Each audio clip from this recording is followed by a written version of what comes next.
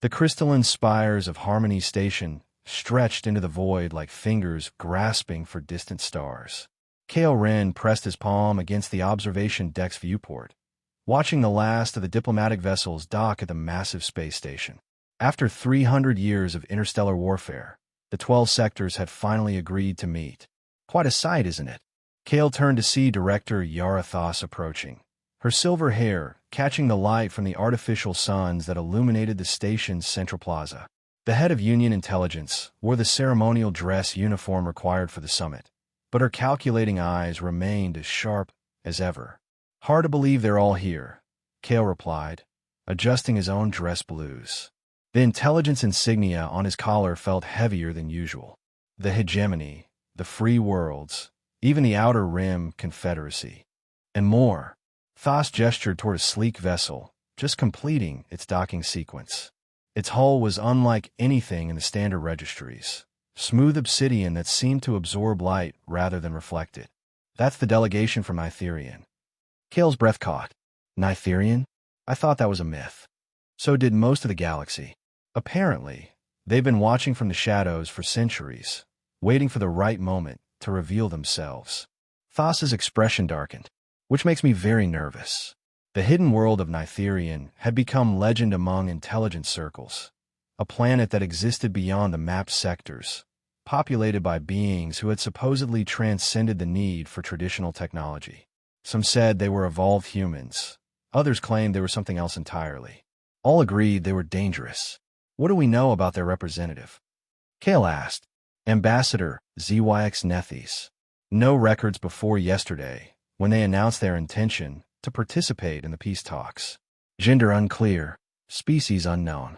They've agreed to the standard medical and security scans, but something tells me we won't learn much." A soft chime echoed through the observation deck, followed by the station's announcement system.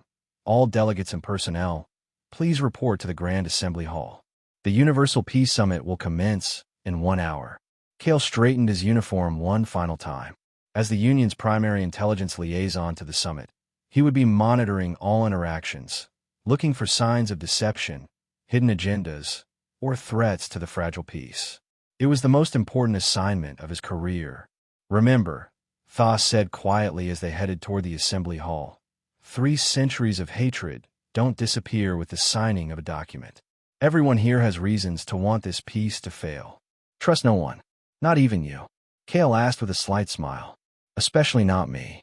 The Grand Assembly Hall was a marvel of engineering and diplomacy.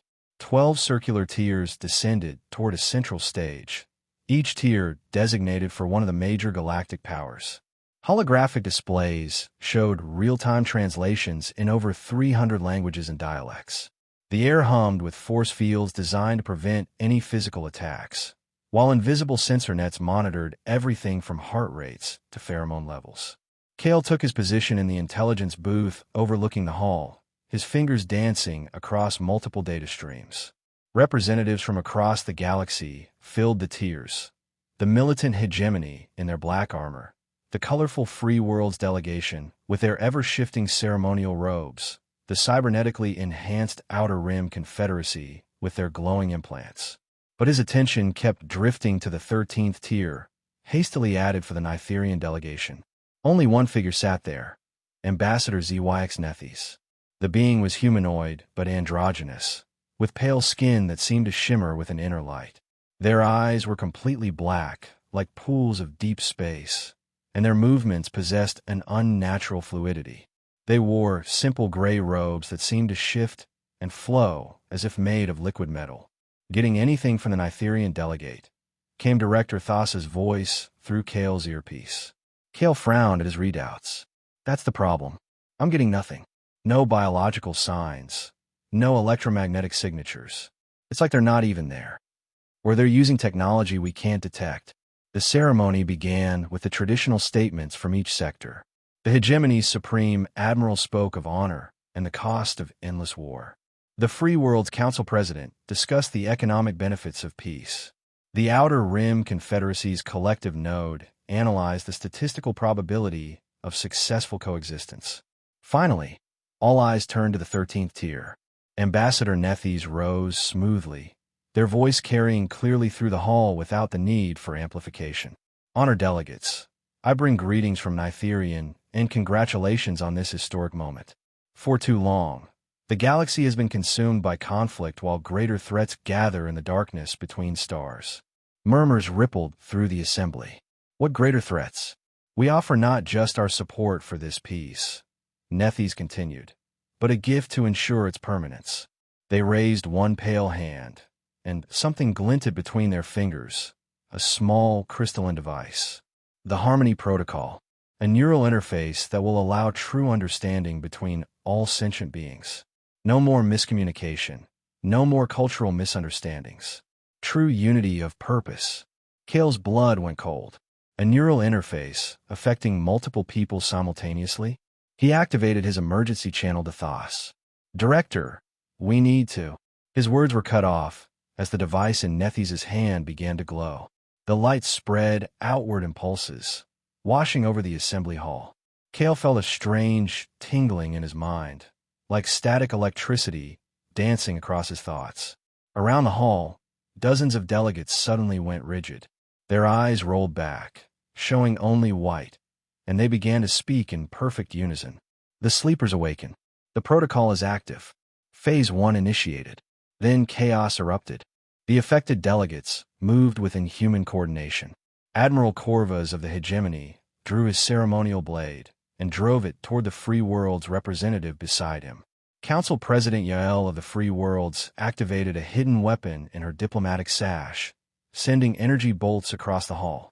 Even the cybernetic collective node began transmitting override codes to other delegates' implants. But it wasn't random violence. Every attack was precisely calculated to cause maximum chaos while avoiding fatal damage to the attackers themselves. The infected delegates weren't trying to kill. They were trying to destroy the Peace Summit. Kale's training kicked in. He activated the emergency lockdown protocols, sealing the assembly hall while automated medical drones rushed to tend the wounded. Security forces poured in from all entrances, but the infected delegates had already accomplished their primary objective. The carefully constructed atmosphere of trust and cooperation lay in ruins. Status report. Director Thassa's voice crackled over the comm. 43 delegates showing signs of neural compromise. Kale replied, scanning his displays. They're no longer violent, but they're completely unresponsive to external stimuli. It's like they are sleeping. And our mysterious ambassador Nethes. Kale's eyes snapped to the 13th tier. It was empty. The Nytherian delegate had vanished without triggering a single security sensor. Gone. No trace on any system. Get down there. I want samples from every affected delegate. We need to understand what we're dealing with. Kale made his way through the chaos of the assembly hall. Medical teams were already working on the affected delegates, but their scanners showed nothing unusual. Heart rates normal, brain activity normal, all biological functions within expected parameters. Yet the delegates remained in their trance-like state, occasionally muttering the same phrase in unison. The protocol is active. Dr. Sarah Chun, the summit's chief medical officer, looked up from her readings with frustration. It's impossible, Kale. According to every test we can run, these people are perfectly healthy, but they're clearly not in control of their own actions. Could it be some kind of hypnosis? Mass suggestion? Nothing in our database matches this pattern. It's like something is overriding their conscious minds while leaving their bodies completely intact. Kale knelt beside Admiral Corvus, one of the most decorated military leaders in hegemony history. The man's eyes stared blankly ahead, but his lips moved in a barely audible whisper. Phase 1 complete. Awaiting Phase 2 activation. Phase 2. Kale stood quickly. Dr. Chun, did you hear that? But Chun was no longer listening. Her eyes had gone white, and she spoke in the same monotone voice. Phase 2 initiated. Expansion protocol active. Kale backed away as more medical personnel around the hall began showing the same symptoms. Whatever had infected the delegates was spreading, and it didn't require direct contact with the original device.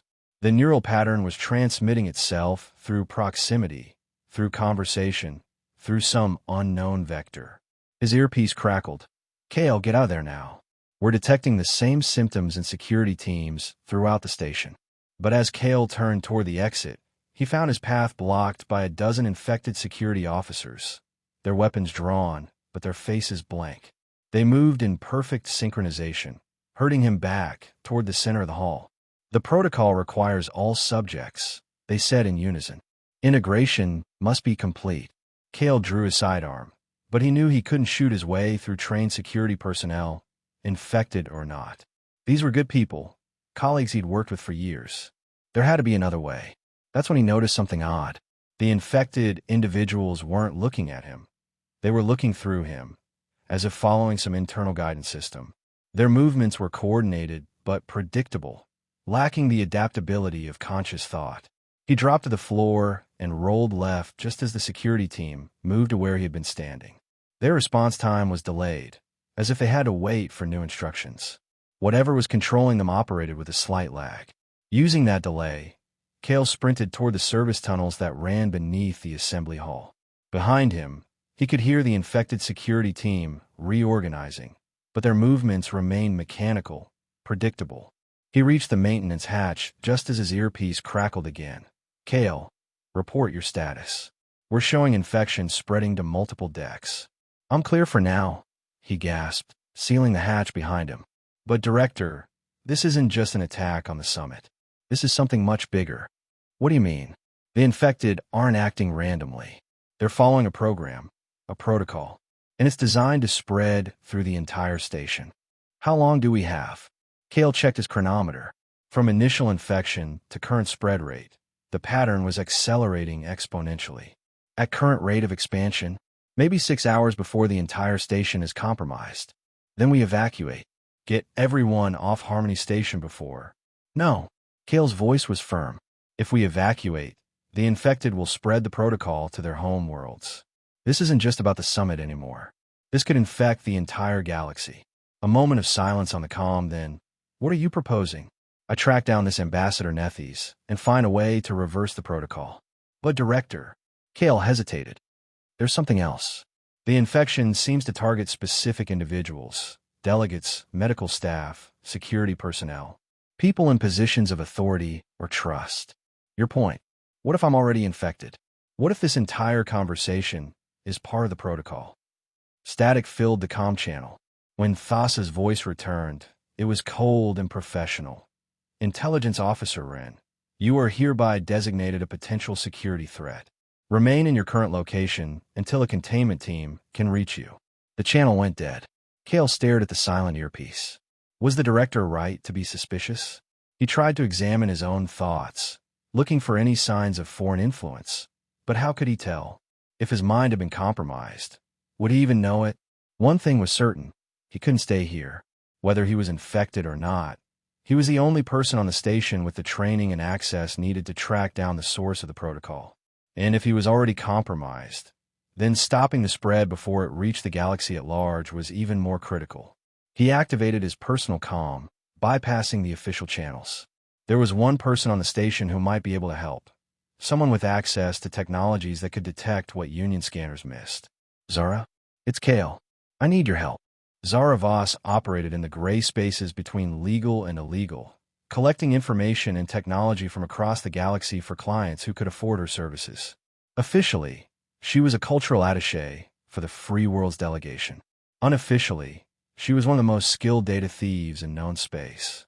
Cale found her in her quarters on Deck 7, surrounded by holographic displays showing infection spread patterns throughout the station. Her augmented eyes, illegal military-grade implants, glowed as they processed multiple data streams simultaneously. Took you long enough, she said without looking up. I've been monitoring the situation since the chaos started. Your little neural infection is quite sophisticated. Can you detect if I'm compromised?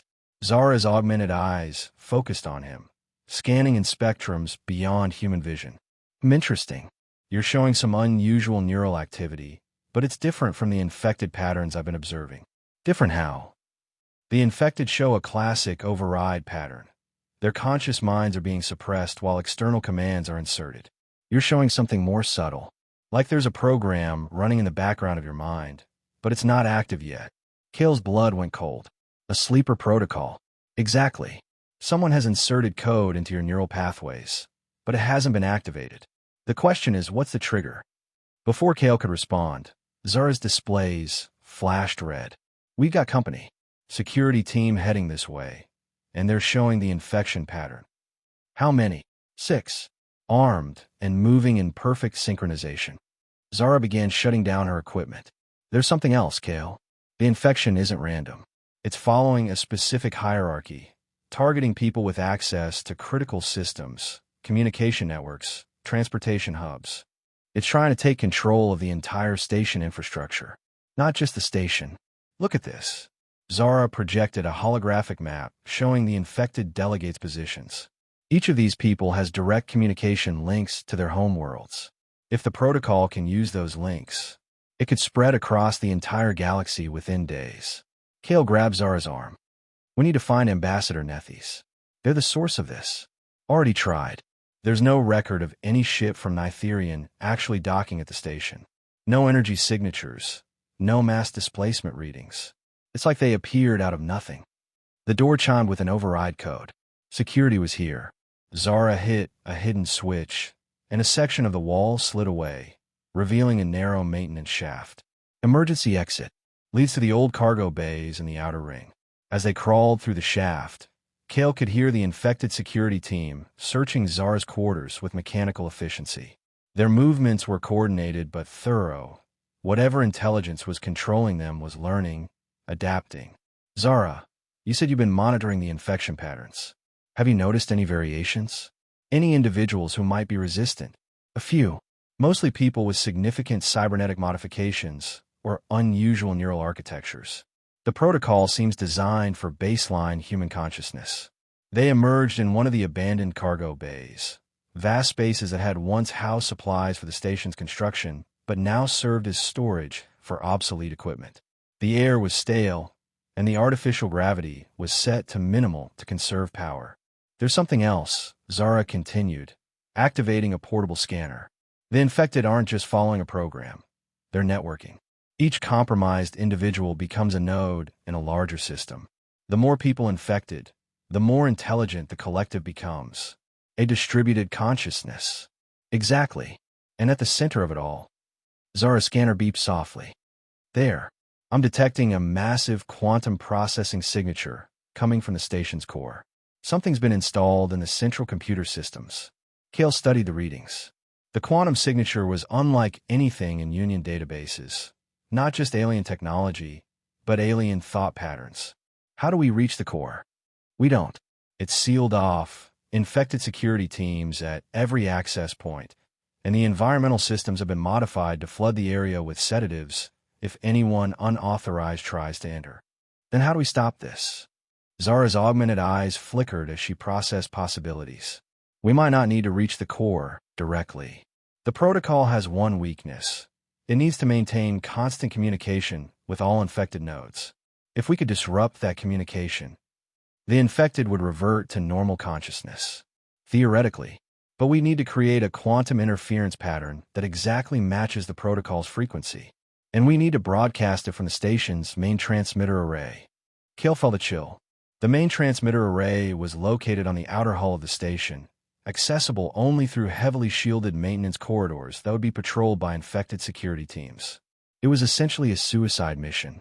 There's another problem, Zara added quietly. The sleeper code in your neural pathways, it's starting to show increased activity. I think proximity to other infected individuals is causing it to activate. Kale could feel it now, a strange tingling at the edges of his consciousness, like someone whispering just below the threshold of hearing. The longer he stayed on the station, the stronger it became. How long do I have? Hard to say. Maybe an hour before you lose conscious control. But Kale. Zara's expression was grim. Once you're fully infected, you won't want to stop the protocol. You'll become part of it, and you'll fight to protect it. Then we better work fast. As they prepared to leave the cargo bay, Zara's scanners detected movement in the corridors beyond. Not the mechanical precision of infected security teams, but the chaotic patterns of people in panic. Survivors, Zara whispered. Uninfected crew members trying to reach the escape pods. Kale activated his comm on an emergency frequency. This is intelligence officer run. Any uninfected personnel, respond. Static filled the channel, Then a voice crackled through. Kale? Thank God. This is Chief Engineer Malik. We've got maybe 20 people holed up in Engineering Section C. The infected have sealed off all the escape pod bays. We're trapped. Malik, we're working on a way to reverse the infection. Can you hold your position? For now. But Kale, there's something you need to know. The infected aren't just taking over the station. They're preparing it for something. They've been modifying the power core, installing equipment we don't recognize. It's like they're turning Harmony Station into some kind of transmission device. Zara's eyes went wide. Not just spreading the protocol to individual worlds. They're going to broadcast it across the entire galaxy simultaneously. How long do we have? Kale asked. Malik's voice was strained. At current modification rate, maybe 3 hours before the system is ready for galaxy-wide transmission. The tingling in Kale's mind was getting stronger. He could feel the sleeper code trying to activate, whispering suggestions that cooperation would be easier than resistance. He shook his head violently, trying to clear the foreign thoughts. Zara, we need to move now, before I become one of them. Wait. Zara was studying her scanners again. I'm detecting something else. Another quantum signature, very faint, coming from somewhere in the diplomatic quarters. It's similar to the protocol's frequency, but inverted. What does that mean? It means someone else on this station has technology from Nitherian. Someone who might be working against the protocol. The diplomatic quarters were a maze of luxury suites, each designed to accommodate the unique needs of different species and cultures. Emergency lighting cast long shadows as Kale and Zara made their way through corridors that should have been filled with delegates and staff, but were now eerily quiet. The signal is coming from Suite 47, Zara whispered, checking her scanner. But according to the station manifest, that suite is unoccupied. They approached the door carefully. It slid open at their presence, revealing a standard diplomatic suite, or what should have been standard. Instead, the furniture had been rearranged into complex geometric patterns, and the walls were covered with equations written in symbols that seemed to shift and change when viewed directly. At the center of the room sat a figure Kale recognized from intelligence briefings, Dr. Lydia Vaughn, the Union's leading expert on xenopsychology. But she looked different. Her usually neat appearance was disheveled, and her eyes held a haunted quality. Dr. Vaughn, Kale approached cautiously. We thought you were evacuated with the other non-essential personnel. Vaughn looked up at them, and for a moment her expression was completely blank. Then awareness returned to her eyes, and she smiled grimly. Non-essential. If only they knew. She gestured to the equations covering the walls. I've been studying the protocol since it was activated, trying to understand its structure. And what have you found? It's not for Nitherian. Vaughn's voice was hoarse, as if she'd been talking for hours. The quantum signature is familiar because I've encountered it before in my research on ancient civilizations. This technology is far older than any current galactic power. Zara's augmented eyes scanned the equations. These symbols, they're not from any known language database. Because they're not linguistic, Vaughn explained. They're mathematical representations of thought patterns. The protocol doesn't just control minds. It translates consciousness into a standardized format. It's turning every infected individual into a component of a vast computing system. The tingling in Kale's mind was getting stronger. He could feel the sleeper code trying to activate, responding to some unknown signal. Dr. Vaughn, is there a way to block the infection? Not block. Redirect. Vaughn stood unsteadily, pointing to a complex equation in the center of one wall. The protocol has a failsafe, a master override code that can shut down the entire network. But it requires specific neural patterns to activate, patterns that match the original programmer. Ambassador Nethes? No. Nethes was just a delivery mechanism. The real source is something else, something that's been dormant for centuries until the Peace Summit provided the perfect opportunity. Vaughn touched her temple, and Kale noticed a small crystalline implant beneath her skin. I've been experimenting with counter-protocols, trying to develop a defense. But every time I make progress, the sleeper code in my own mind tries to stop me. You're infected too? We all are, Kale. Everyone who attended the summit received a dose of the protocol, but in different concentrations. Some became immediate active nodes. Others were designated as sleepers to be activated later. Vaughn's expression darkened. The question is, what's your designated function in their system? Before Kale could respond, alarms began blaring throughout the station. Emergency lights bathed the corridor in red, and the station's announcement system activated. Attention, all personnel. Phase 3 initiated. Report to designated assembly points for integration. The voice was familiar, Director Thos, but speaking in the same monotone as the other infected. They've taken control of command and control, Zara observed grimly. How many people are still uninfected? Vaughn consulted a handheld device. Maybe 50, scattered throughout the station. But it won't matter. Phase 3 means the protocol is ready for galaxy-wide transmission. Once that begins, every inhabited world will be infected within hours. The tingling in Kale's mind suddenly intensified. The whispers he'd been hearing became clearer, more insistent. Submit. Join. Become part of something greater. It's happening, he gasped, pressing his hands to his temples. The sleeper code is activating. Vaughn moved quickly, pulling a small device from her equipment. Hold still. This might help. She pressed the device against Kale's neck. He felt a sharp pain, then sudden clarity as the whispers in his mind faded. Neural dampener, Vaughn explained. It will block the activation signal temporarily, but only for an hour or two. After that, the protocol will adapt and overcome the interference. Then we need to use that time to stop the transmission. Not stop, Vaughn corrected. Subvert. I've been working on a counter-protocol, a virus that could spread through the infected network and restore individual consciousness. But I need access to the main transmission array to upload it. Zara shook her head. The array is on the outer hull, past multiple security checkpoints, now controlled by infected personnel. It's impossible. Not impossible, Vaughn said quietly. Just very dangerous. But there's something else you need to know. The protocol isn't just about control, it's about collection. Every mind it assimilates becomes part of a vast database of experiences, knowledge, and memories. It's building something. Building what?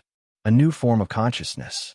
One that incorporates the collective knowledge of every intelligent being in the galaxy.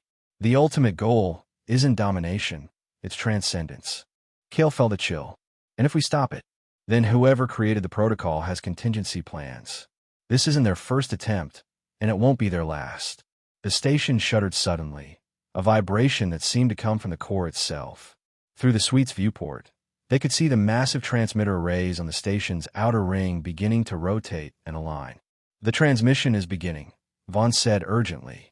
We have maybe 30 minutes before the signal reaches the first inhabited systems. Then we move now. Kale checked his weapon and communication gear.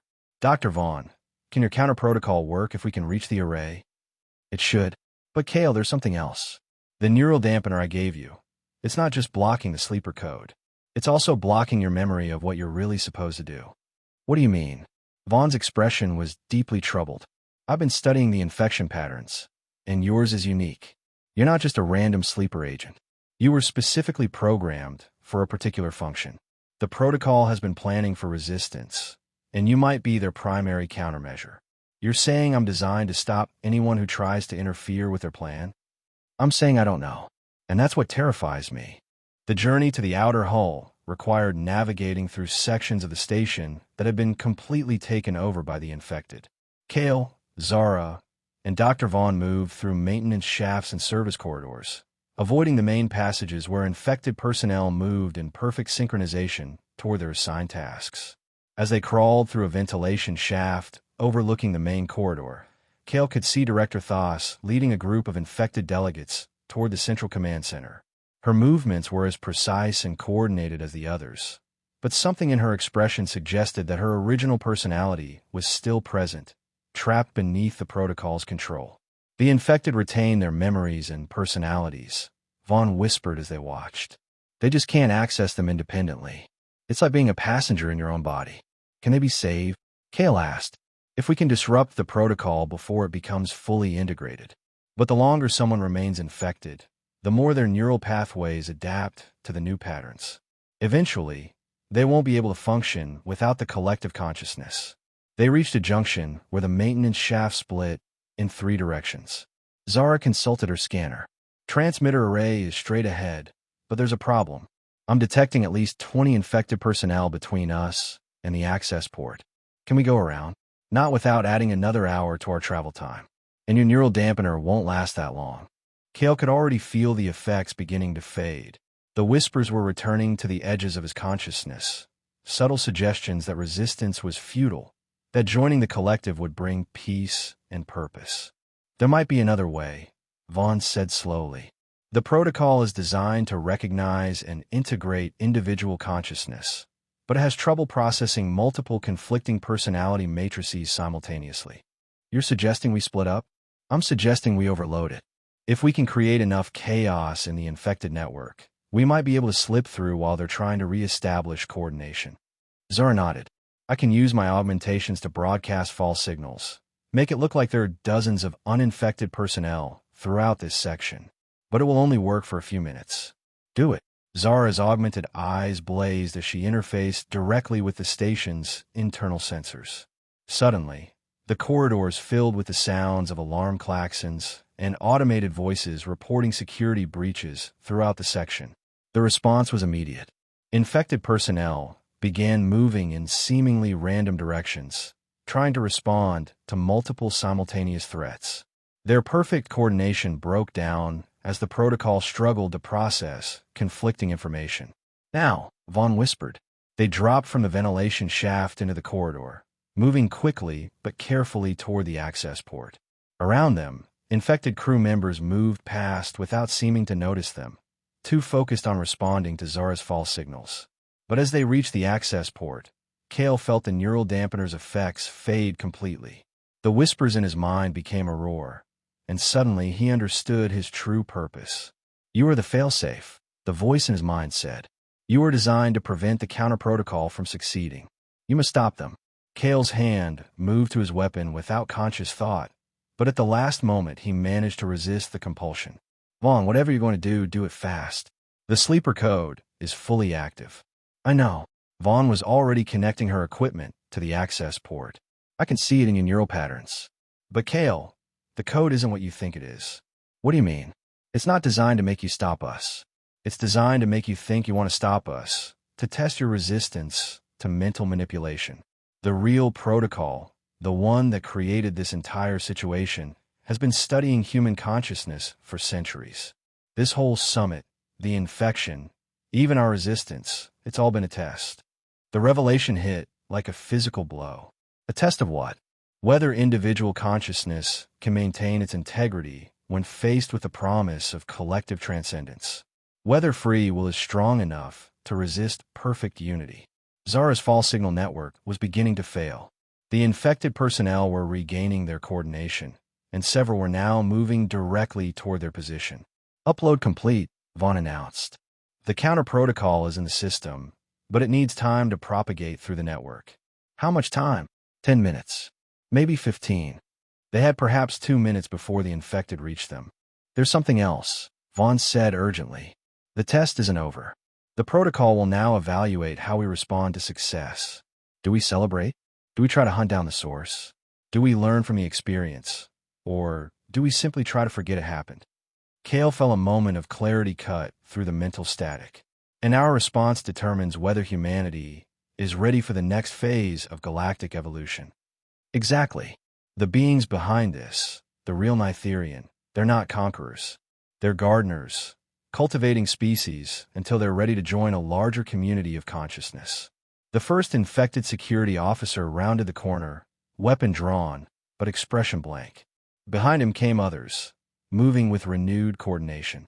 The counter-protocol is working, Zara announced, watching her displays.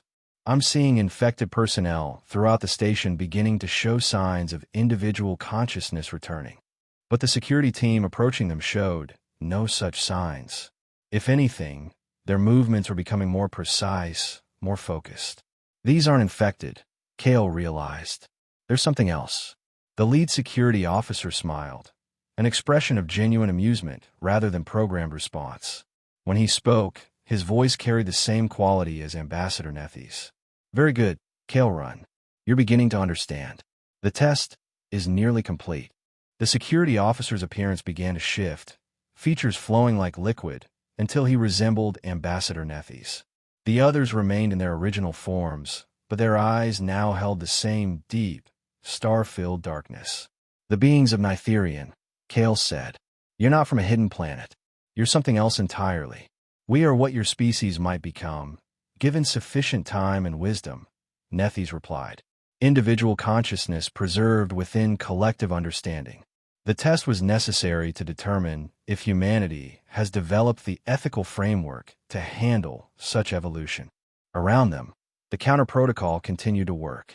Infected personnel throughout the station were beginning to shake off the artificial consciousness, returning to their individual selves confused but unharmed. "And if we had failed the test?" Dr. Vaughn asked. "Then the galaxy would have continued as it was, with humanity eventually destroying itself through warfare and division. We have seen this pattern many times across many species." Zara's augmented eyes blazed with analysis algorithms. The peace summit, the centuries of war leading up to it, even the development of the technologies that made the protocol possible. You orchestrated all of it. Guided, not orchestrated. Every choice was still yours to make. We simply provided opportunities for those choices to matter. The tingling in Kale's mind was gone, replaced by a strange sense of clarity. The sleeper code wasn't designed to make me stop the counter-protocol. It was designed to help me understand my own motivations, to separate what I truly believe from what I thought I was supposed to believe. Correct. Free will without self-knowledge is merely sophisticated randomness. True choice requires understanding of one's own nature. Director Thos appeared in the corridor, no longer moving with the mechanical precision of the infected, but with her usual decisive stride. Her expression was grim, but her eyes were her own again. "Status report," she demanded, then noticed the beings who resembled security officers. "And who are these individuals?" "The ones who have been testing us," Kale replied. "Director, how much do you remember of your time under the protocol's influence?" Thos frowned. "Everything. I was aware of what was happening, but unable to control my actions. It was..." She shuddered. "Educational. That was intentional," Nethys explained. "True understanding of collective consciousness requires experiencing both individual agency and its absence. You now know the value of free will because you have felt its loss." "And the other species? The delegates from the hegemony, the free worlds, the Outer Rim Confederacy. Each species faces its own tests, appropriate to their psychology and development. Some have already passed and joined the greater community.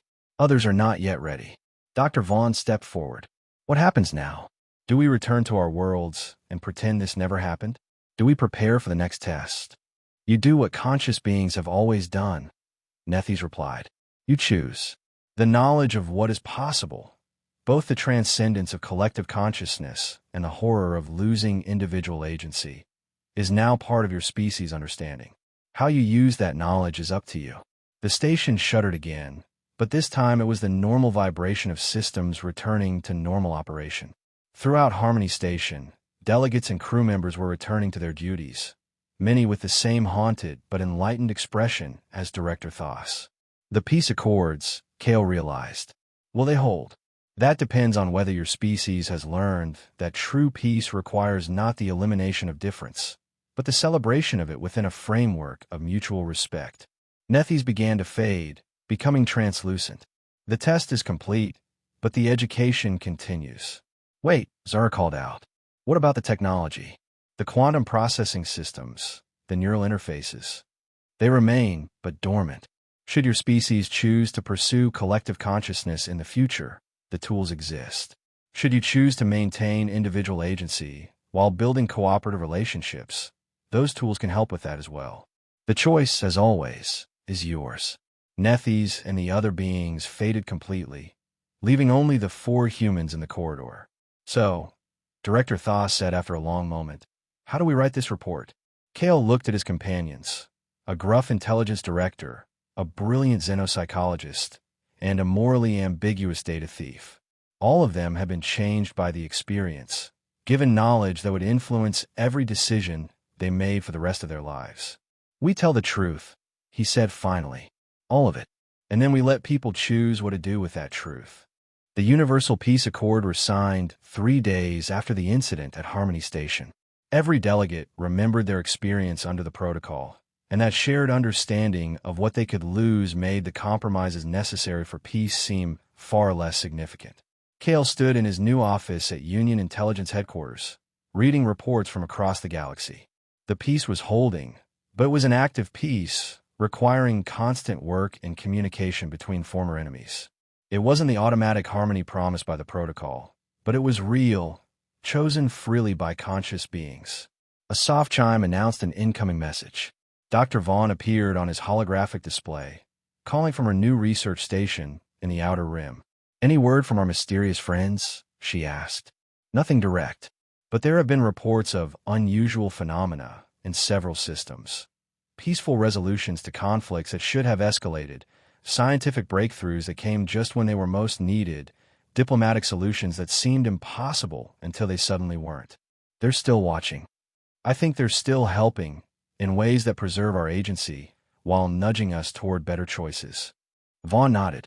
"In your dreams? Are you still having them?" Cale touched his temple, where the neural dampener had briefly blocked the sleeper code. Ever since the incident, he'd been having vivid dreams of vast networks of consciousness, beings of pure thought communicating across impossible distances, civilizations that had transcended physical form while retaining their essential individuality. Every night. But they're not invasive.